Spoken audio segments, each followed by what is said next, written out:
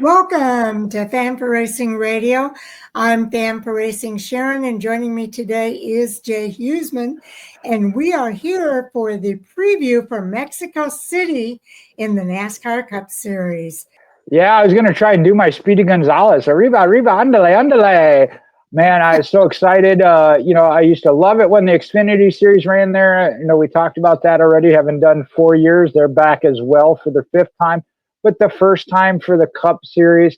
I know they're making a big deal of it being a points race outside the U.S., but yes. I think it is very important when it comes to Mexico and Canada, as we've had drivers and fans alike come from both. So I think it's been a great thing, and I hope it all works out. I know we got some travel issues, some weather issues, some baby issues, all of it wrapped into one weekend. All the updated information so everybody will know all the latest and greatest info. So I know you've checked out the entry list, Jay.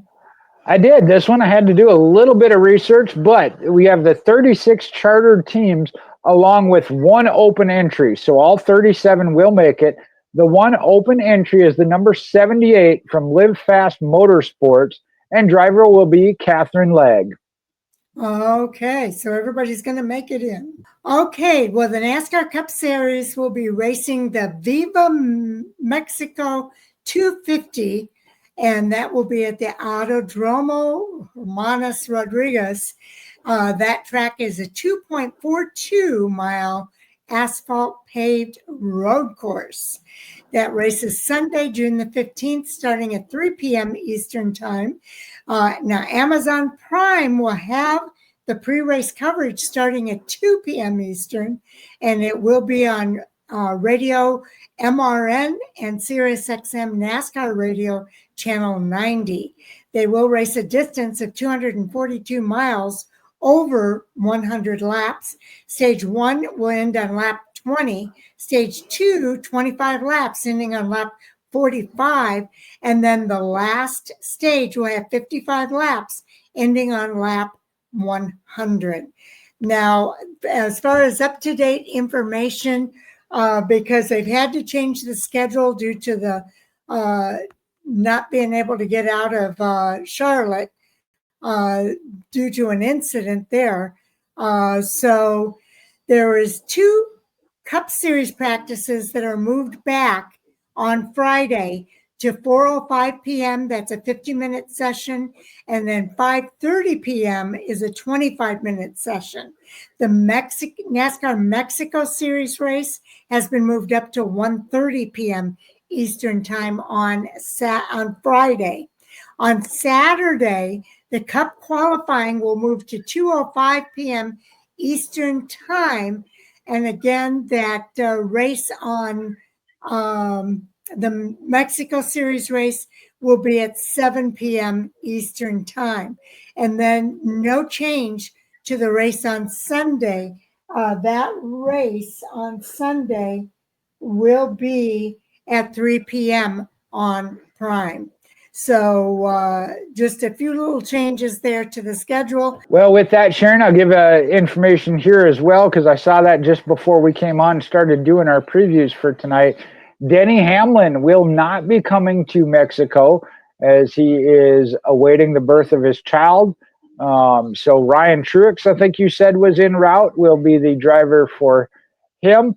Alex Bowman did go in and have a medical check for his back after a hard hit at Michigan, but he will be in the race this weekend. So those are 2 driver updates I wanted to provide. Yes, indeed. Okay, so let's go ahead and get started. We'll also cover the in-season challenge because Mexico is the second race that will help to determine the seeding for the in-season challenge. All right. So with that, this is the first NASCAR Cup Series points-paying race held in Mexico, and it's the 3rd overall held outside of the continental U.S. The other 2 were held in Canada. And Mexico City is the first NASCAR Cup Series points-paying race held outside the continental United States since July of 1958. When the Cup Series raced in Toronto. Lee Petty won that race, and Richard Petty was making his Cup Series debut.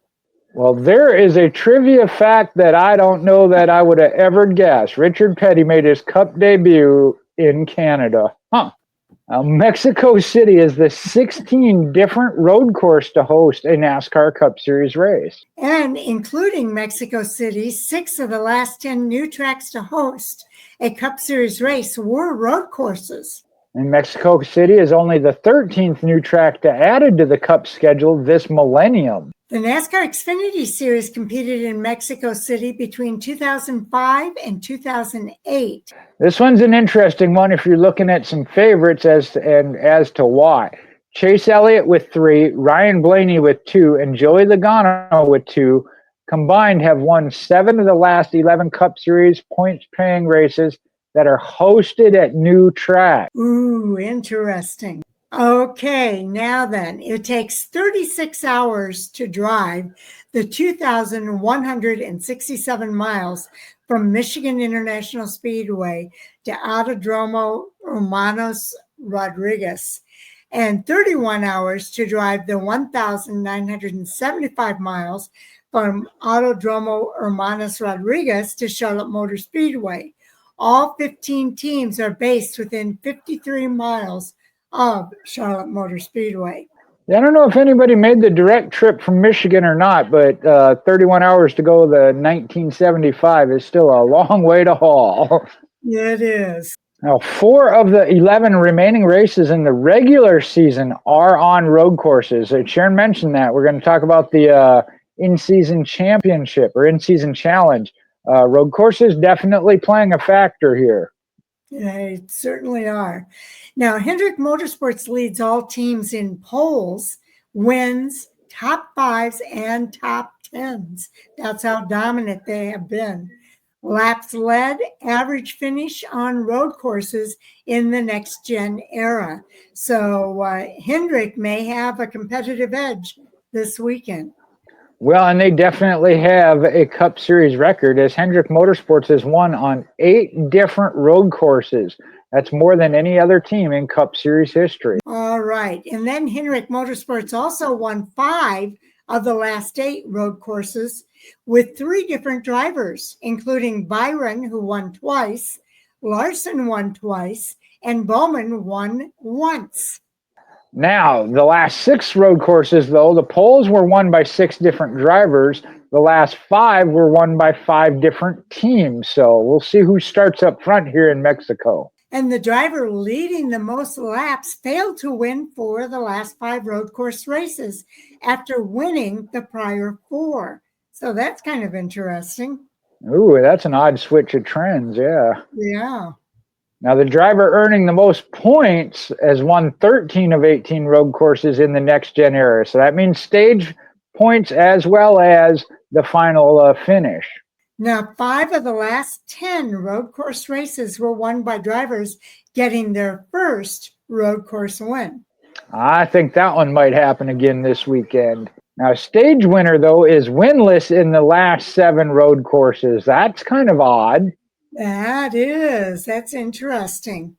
Now, Chris Buescher has the best average finish on road courses in the next-gen car.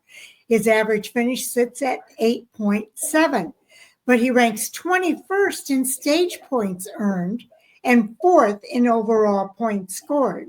I will say this. I think he's carrying some momentum coming out of Michigan, though, so Yes. Look for him. One of those quiet road course racers. He may not be up front tearing it up, but he's there.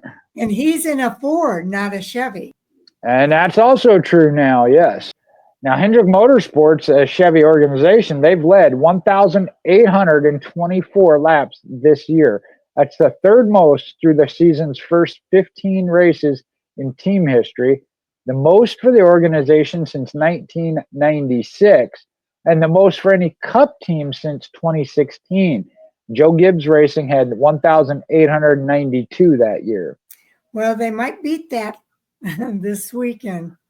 All right. Now, William Byron is making his 268th Cup Series start with Hendrick Motorsports this weekend.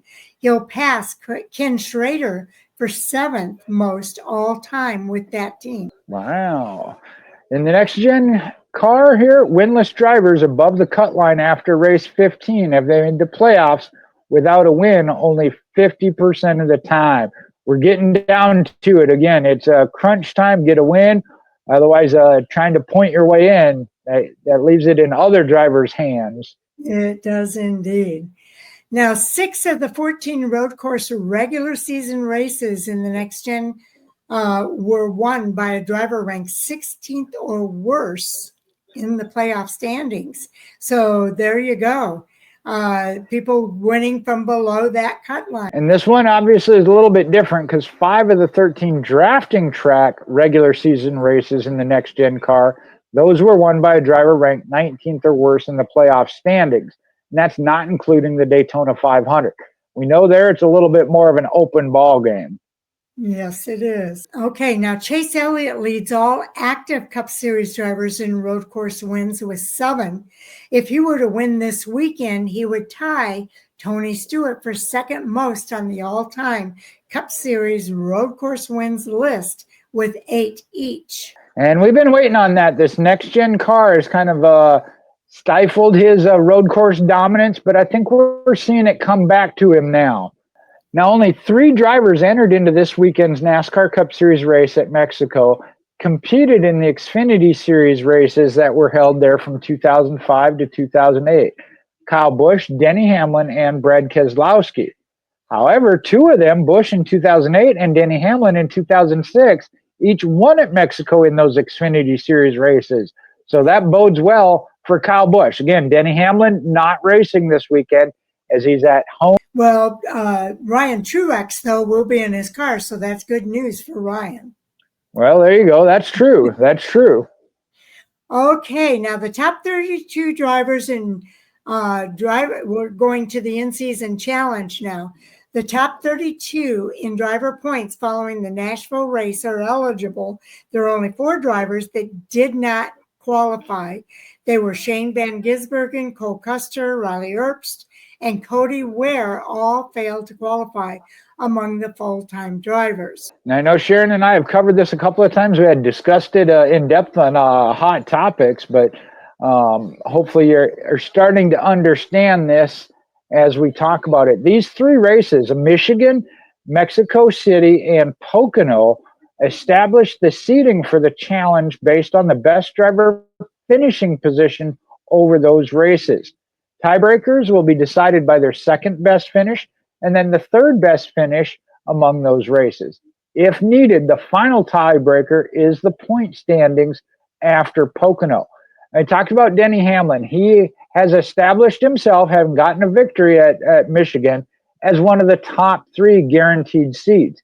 Now, with being absent this weekend, the only detriment to that is he won't have a second place or top finish to fall back on in the event of a tiebreaker needing, if needed. So that could hurt him a little bit, but he is guaranteed to be a top 3 seed.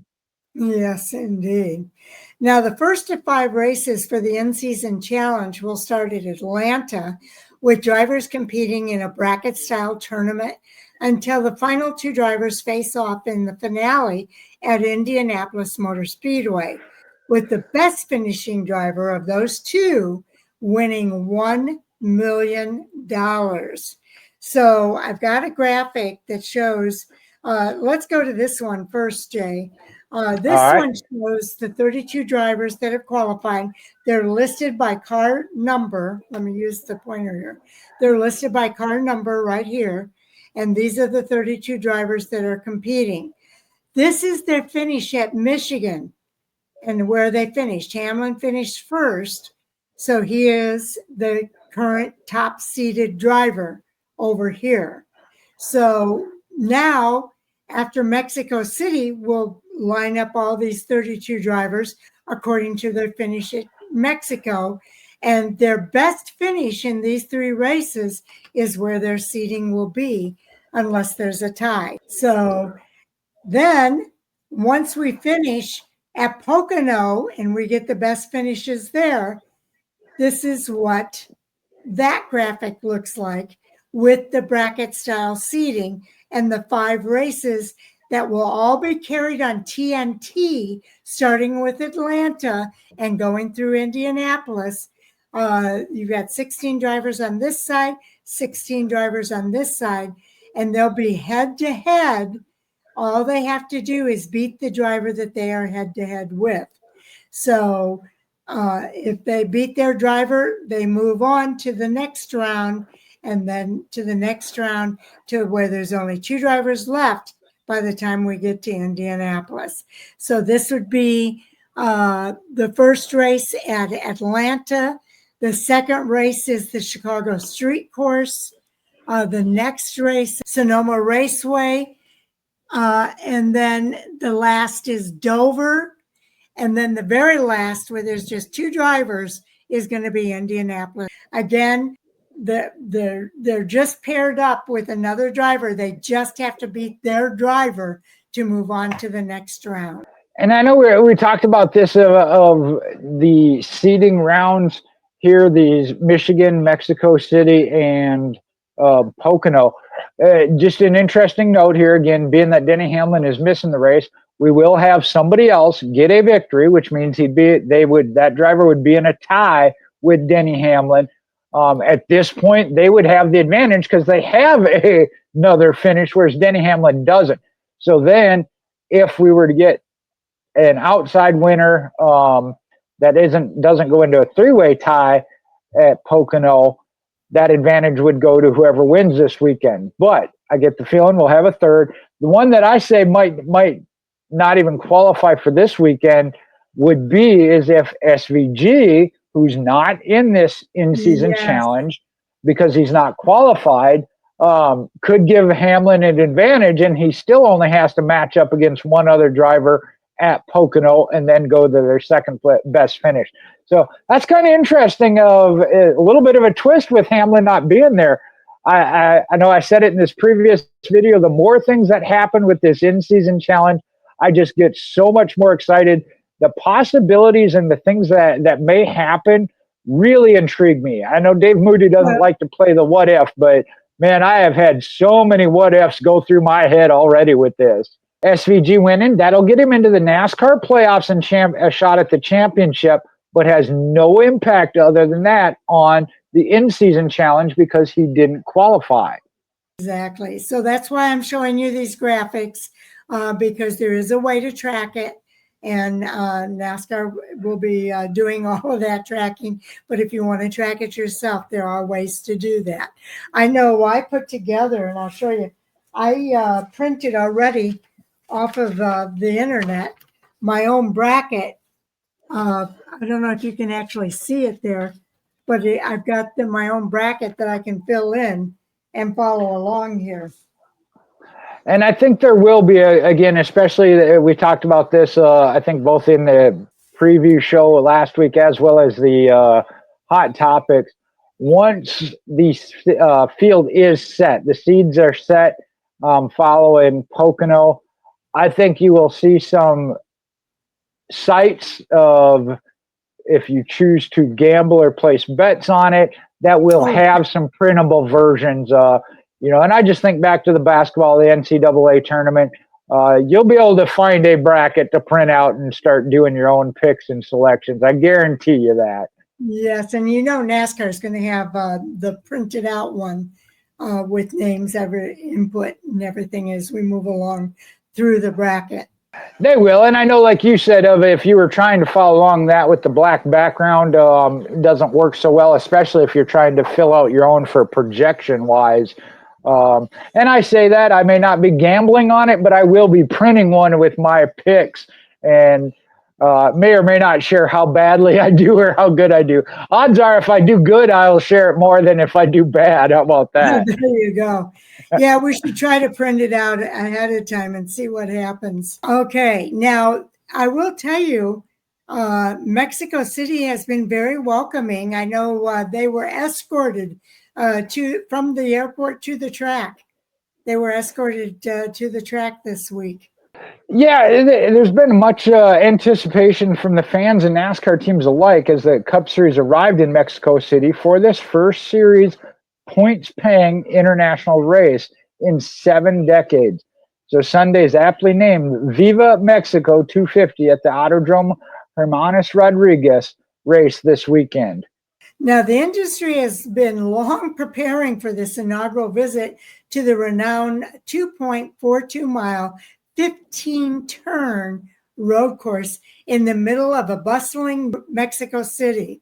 And perhaps no one is more eager than NASCAR's Mexican arrival than Trackhouse Racing's Daniel Suarez, who's made multiple visits to his home country in support of the event and excited to show the world-class facility NASCAR's brand of Cup racing.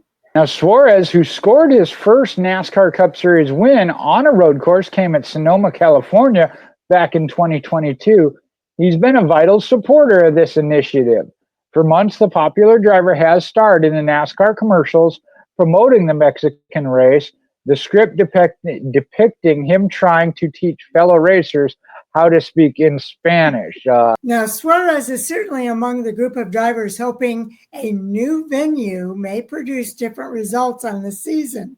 The driver of the number 99 Trackhouse Racing Chevrolet is ranked 28th in the championship, with 11 regular season races remaining to set the 16-player driver playoff field. And this certainly could be a huge swing of momentum for Suarez, who is a solid road course driver and needs that little uptick in his season. But there's others that are traditionally considered road course aces, similarly seeing this as a big opportunity to punch a playoff ticket. We got Hendrick Motorsports driver Chase Elliott, I mentioned, Alex Bowman, another quiet but solid road course racer, Colleagues Racing's AJ Allmendinger, Spire Motorsports, Michael McDowell, as well as Suarez for Trackhouse Racing, and then his teammate, Shane Van Gisbergen. Those are all some of the most talented racers in the sport and still looking to earn a victory this season so far. And many of them are still well below the 16th playoff cut line, which would be very interesting. It is. Another interesting stat here, 6 of the 14 regular season races in that next-gen era have been won by drivers that are ranked 16th or worst in the standings at the time of their victory. So 6 of the 14 regular season races. I think that's amazing. Well, we got to go back, though, and talk about Hendrick Motorsports, as they have won at 8 different road courses. That's the most in NASCAR history. And 4 of the remaining 11 races will be on road courses. And that's 11 races remaining in the regular season, just to be clear on that. Now, Hendrick's William Byron continues to lead the Cup Series championship standings. He's up by 41 points on his teammate Kyle Larson, heading to the south of the border track. And both are also considered favorites this weekend. Hendrick drivers, Byron has 2, Larson 2, Bowman 1, have won 5 of the last 8 road course races. If Elliott wins this weekend, he would tie NASCAR Hall of Famer for second most road course wins all time, which is 8. It doesn't say which NASCAR Hall of Famer. I'm suspecting that's Tony Stewart. Yeah, that would be Tony Stewart we mentioned earlier. Yeah. Now, last week's race winner, Denny Hamlin, claimed his first career Xfinity Series win at the Mexico road course back in 2006. He and Richard Childress Racing's Kyle Busch, who won the 2008 Xfinity Series race, and Roush Fenway Keselowski's Racing's Brad Keselowski are the only drivers to have raced at this circuit, as they competed in the Xfinity Series during their stretch of races here. RFK's Chris Buescher, who finished runner-up to Hamlin last week in Michigan, boasts the best road course average finish at 8.7 in the next-gen cars. And what's interesting about that stat is he's in a Ford, where we've been talking about Chevy dominant. You know, and that's where I mentioned him and Alex Bowman as kind of quiet road course finishers. We don't talk about them as one of the best or road course aces, but there you see it. In the next-gen car, he has the best road course average. So It'll be interesting. I say he's carrying some momentum coming out of Michigan. Okay, and I know now, this. yeah, I was going to say, yeah, give the update for Busch Lake. Go ahead. Yeah, for the Cup Series has 2 practices that were moved back to 4:05 p.m. Eastern Time on Friday. That's a 50-minute session. They'll also have a 25-minute session at 5:30 p.m. ET on Friday. Also, they'll have the Cup Series qualifying on Saturday. That moves to 2:05 p.m. Eastern Time. And then also the NASCAR Mexico Series is racing on Friday at 1:30 p.m. Eastern and on Saturday at 7 p.m. Eastern. So those that series is going to be racing over the weekend, as well as the Cup and Xfinity Series. We kind of hit on some notes there to think about if you're looking at the NASCAR season-long championship, the regular season, making the playoffs as well. So when we look at the at the championship standings, right now, William Byron is your leader, up 41 over Kyle Larson. Byron has 1 win and 12 playoff points. Larson in second has 3 wins, 8 stages for 23 playoff points.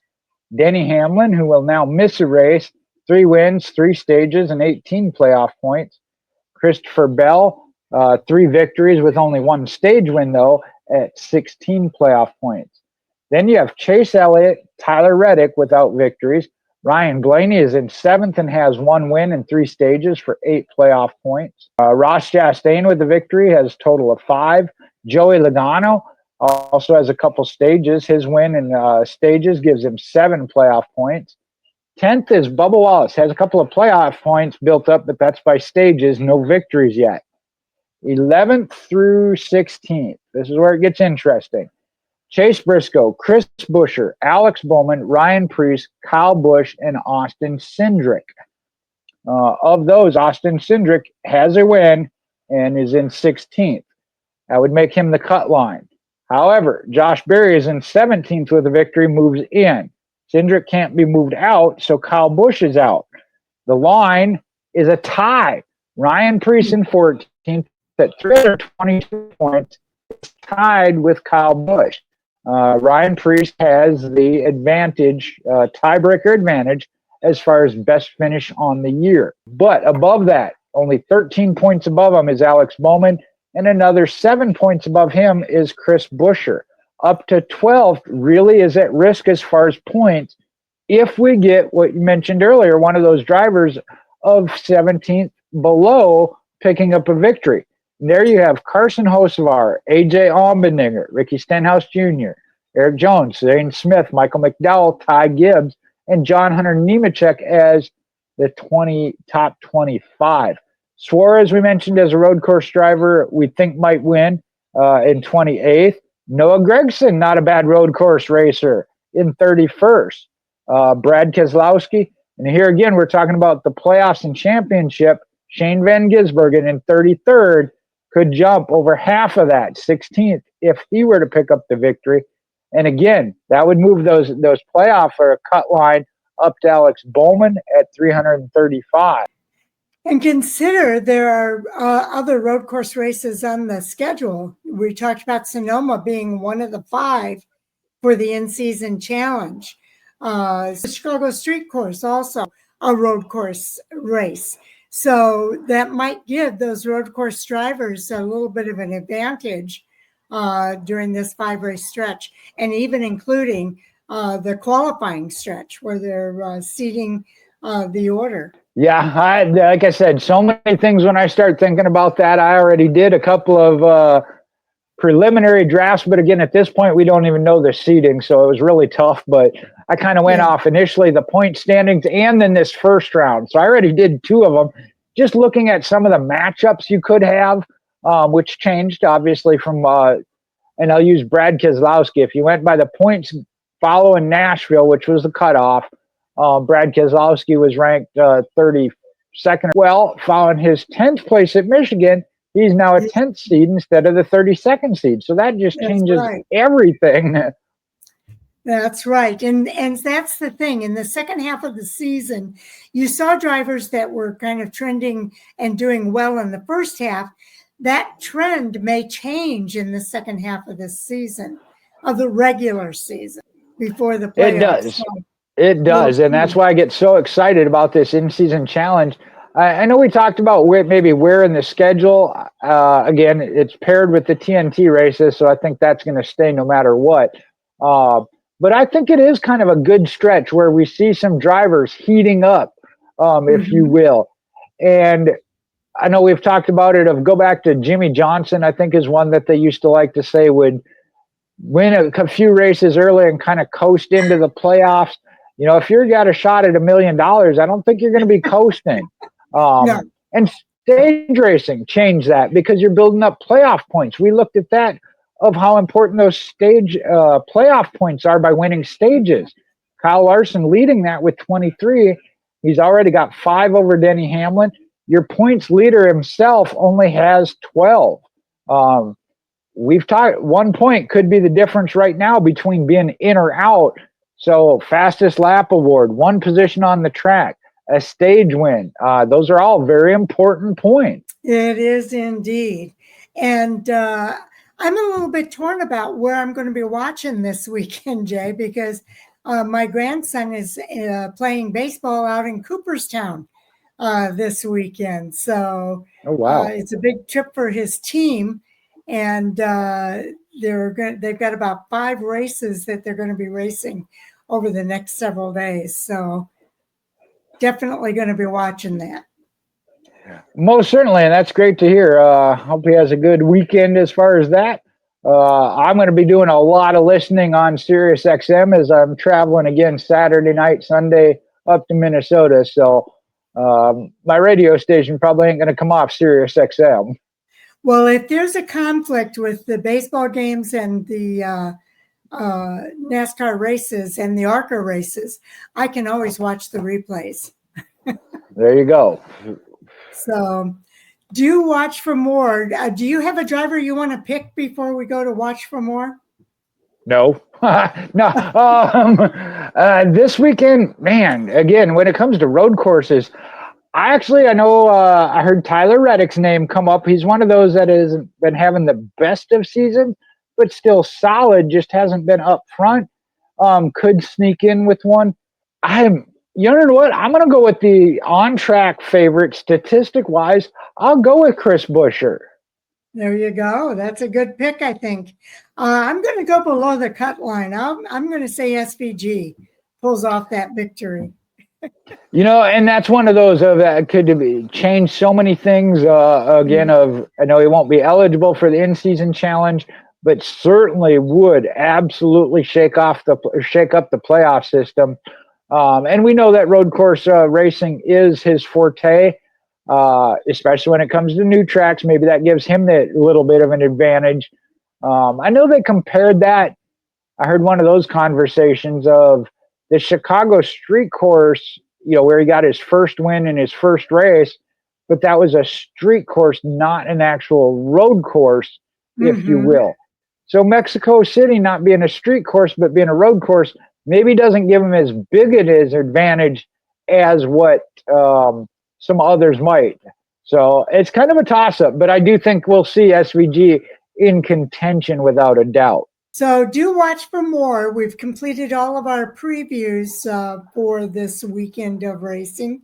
And on Monday, we will have reviews for all of the races that take place this weekend, as well as our Hot Topic Sound Off, which is a live stream starting at 10 o'clock Eastern, 9 o'clock Central, and 7 o'clock Pacific.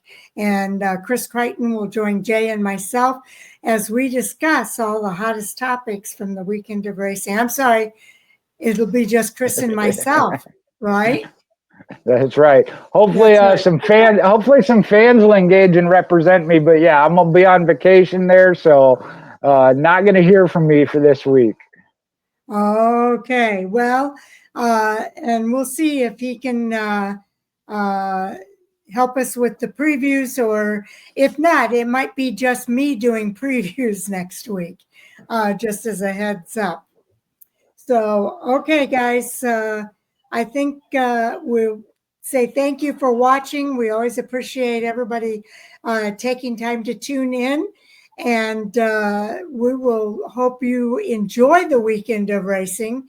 And hopefully we've prepared you with what to expect and who to watch. Well, Sharon, just for a heads up, if you do some of the previews by yourself, don't argue with yourself. They tend to frown on you when you do that. You might have to go see a doctor afterwards. Well, you never know. I have my brother got me a cup. He says, and it says, yes, I do talk to myself. Sometimes I need expert advice. Oh, nice. That's awesome. I know. I really like that. So I'm just seeking expert advice when I'm talking to myself, guys.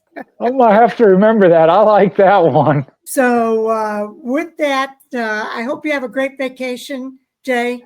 And appreciate it.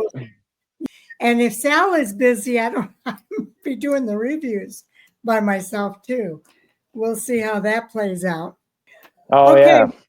Yeah. But anyway, I hope everybody has a good time and that you enjoy your time with your family. And we'll see you when you get back, Jay. All right. Thank you. And I'll miss you. We'll miss you too. Take care, everybody.